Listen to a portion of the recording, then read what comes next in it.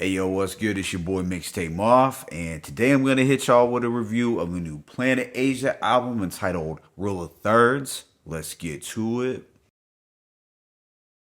Alright, so Planet Asia is an unsung rap veteran hailing from Fresno, California. He has been putting in work since the late 90s, demonstrating why he is one of the nicest West Coast spitters on the underground scene. The man has an extensive catalog, no matter the era or trends in hip hop at the moment. Planet Asia has always managed to drop solid material. Already this year, he has released 4 albums. Now, unfortunately, I didn't get to hear 2 of them, namely Holy Water and No Exit Plans. But this time around, Planet Asia has reunited with the well-respected West Coast rapper and producer Evidence to produce the entirety of the project. And just a few months back, Evidence had put out his own solo album entitled The Unlearning Volume 1, which was pretty dope. So this new project, Rule of Thirds, contains 13 tracks and lasts approximately 33 minutes. In terms of the features,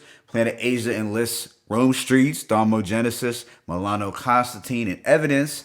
But with that being said, let me go ahead and just hit y'all with this track by track breakdown. The opening track, Jason Bond, finds Planet Asia setting the tone over a hazy organ sample. You're getting clever lyricism over this blunted and mid-tempo instrumental. It's a solid way to set things off. Track 2, Live from the Kremlin, is actually a 2-part song with a beat switch and a brief interlude in between. The first beat is just a gritty drum and guitar groove. It's very minimalist and understated, like something we would get from The Alchemist, which makes perfect sense given their friendship, close association, and collaboration over the years. Here, Planet Asia spits some raw raps with no hook. He states, "Too many cooks with no referrals. I'm in the world stirring the times. Too many corny rappers blurring the lines of what's real, but I just chill because a mastermind is thorough and kind." So he's obviously not happy with the current state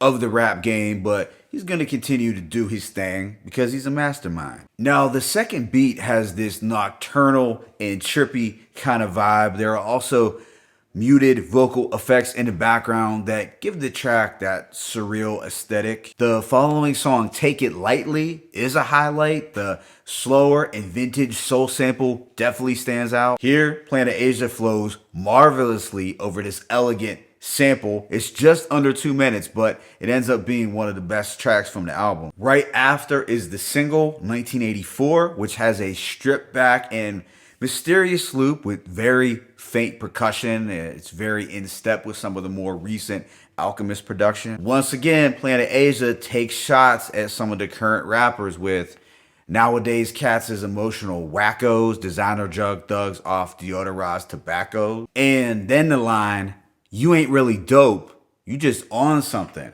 which I think sums up what a lot of OGs and traditional hip hop fans think of some of the newer rappers that the youth embrace now. Like, they ain't really nice, they just on some powerful shit. On Bar Fight, we get Planet Asia flexing his lyrical dexterity on top of a twinkling boom bap beat that is slightly drenched in that West Coast Cali Asian flair. Domo Genesis gets some burn on the hook, but Planet Asia delivers his 2 verses. He states, "This that black Air Force music, low tops preferably, it's a new day. My youngin' shot the sheriff and the deputy." And he continues to talk greasy to other rappers, sunning them with lines like, "When rap dudes want to talk rap to me, that ain't nothing but children trying to talk back to me." Afterwards is The Pack Made It, which has Planet Asia likening his new music to when a pack first hits the streets. Therefore,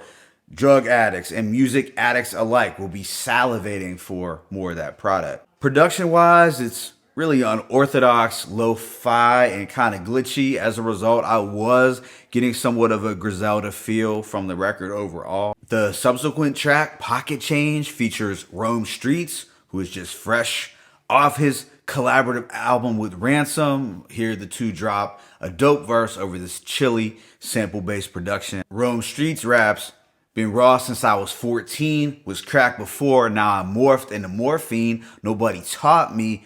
And Planet Asia comes through with some witty and cocky lines like, I'm so beautiful, I had to put myself in the friend zone. So you gotta love the fly and confident demeanor that Planet Asia brings forth here, which is completely opposite of the beta male emo rappers. On the following track, Staying Dangerous, we see some of Planet Asia's more aggressive or menacing side, and this is backed by a moody and ominous string loop that fits with the more urgent theme of the record. Planet Asia eerily reminds us, don't be the fool I make a demo out of, because when it's really drama, houses get blown up like I got mini bombers. Then on Nag Champa, Planet Asia is joined alongside the DITC affiliate Milano Constantine. The two drop solid verses over a mystical boom bap beat. Planet Asia forewarns folks that just because he's conscious, that doesn't mean that he won't